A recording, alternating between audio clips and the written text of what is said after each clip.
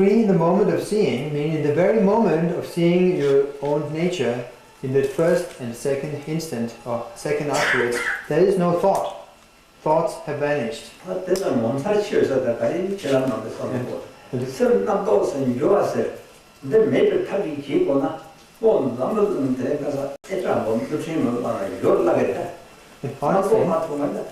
Is there anything more fantastic than being totally free of thought? But even though it's just that short, because there's nothing else in this world that can totally bring a halt to thinking. You can blow up nuclear bombs and so forth and use all different techniques, but nothing really stops thoughts. But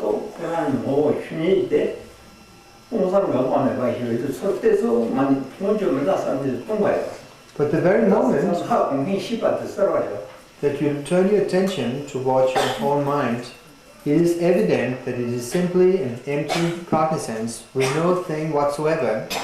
It's empty, and yet there is a seeing of that because mind is also cognizant. And these are a primordial, original unity, being empty and cognizant. But the fault happens that we don't believe that this is really it because it's too easy. There's nothing more easy than this, just like that. Okay. Don't think of anything, having totally abandoned thinker and what is thought of. In that moment you've already seen it, that there's no thing to say. It's not something you gradually approach like a spirit entering it. This is what is mentioned by the phrase, in one moment makes a difference.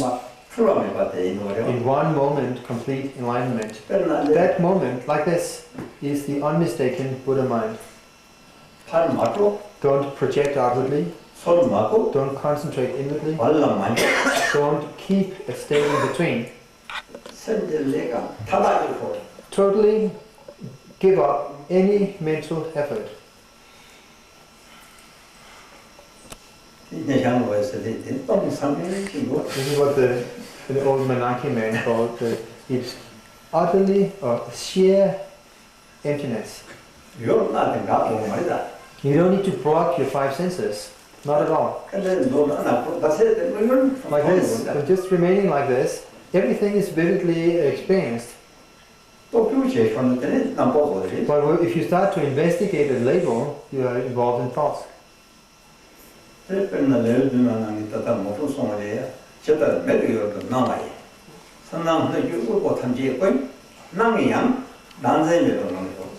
is what Professor Baba said in the sevenfold supplication. No matter what appears to you in the realm or in the field of your vision before your eyes, the world, the beings, and so forth, even though experienced, just let it be without any fixation. In other words, disown everything. The dissolving of subject and object is the pure form of the deity. Whatever moves or occurs in the realm of your ears or any sound, all resounding, whether pleasant or unpleasant,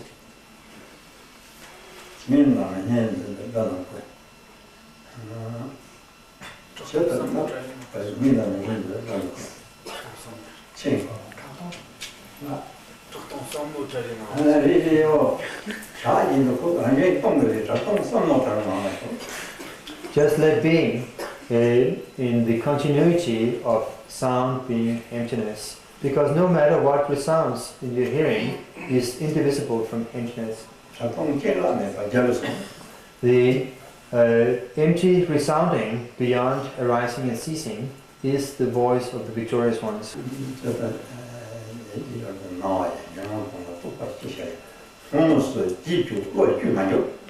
Do not get involved in concepts leading or following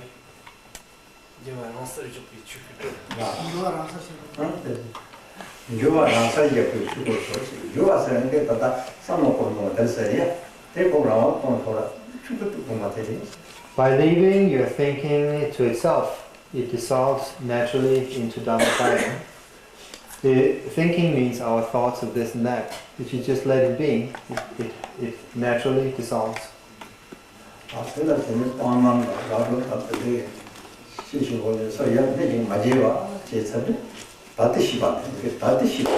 So to your present wakefulness, if you don't do anything to it, accept or reject, hope or fear, then it's enough.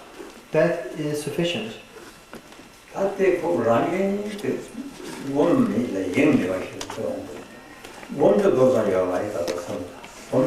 So what you naturally need to train in is to not imagine something by an act of meditating, but also not to be distracted for even a second.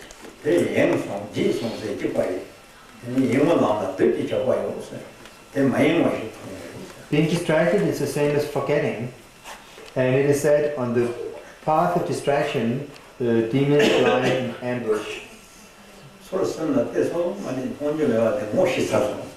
The moment you look towards and acknowledge empty cognizance, that is called having recognized.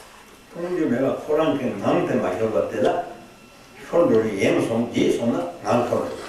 then there is a continuity of empty cognizance, which you don't need to fabricate in any way. Just don't forget it. Once you forget and start to think, then the continuity is lost. The moment you look, the empty cognizance is seen, recognized. And then allow the continuity of this seeing to continue or be sustained, but automatically. Then for an ordinary person, again a thought occurs. Then you remember, oh, I forgot. Then again acknowledge or notice who forgot, and simply recognize again.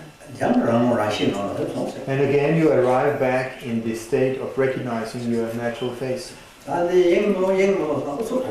That doesn't mean sitting and straining, trying not to be distracted. It's like ringing the bell once and the sound continues. It doesn't mean ringing the bell continuously.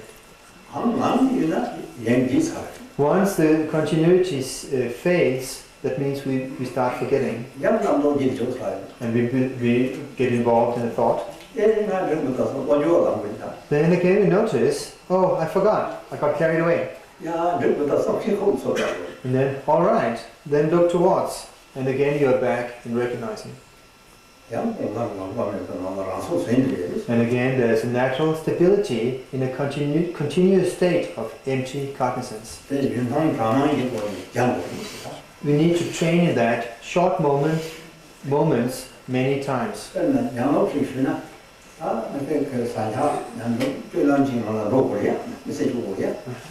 We have learned to live in this life through training. We have learned how to behave, how to move about. First we have to learn how to eat. So, sorry, I get this wrong. We have to train while involved in the activities of this life. For example, while eating, we taste the food and we start to think about the food and then notice, oh, I got carried away. Again recognize while eating. In that moment, you arrive back vividly in the state of the essence. Then you forget again. It gets lost. Then you, while walking about, moving in your room, you can still recognize the Buddha nature. When you lie down to sleep, if you're diligent, also recognize again. When you sit, recognize. Actually, there's no time when you're not allowed to recognize nature of mind. Even when you sit on the loo,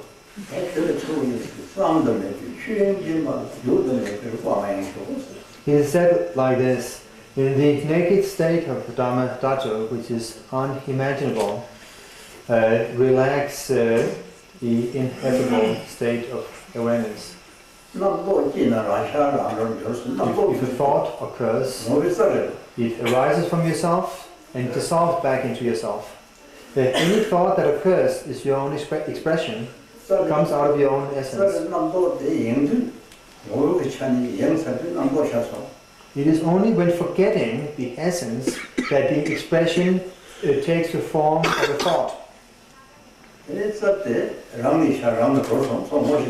But the moment you recognize your own expression, which arises out of yourself, dissolves back into yourself, meaning into the expanse of the essence. This is what we need to train in, to become used to.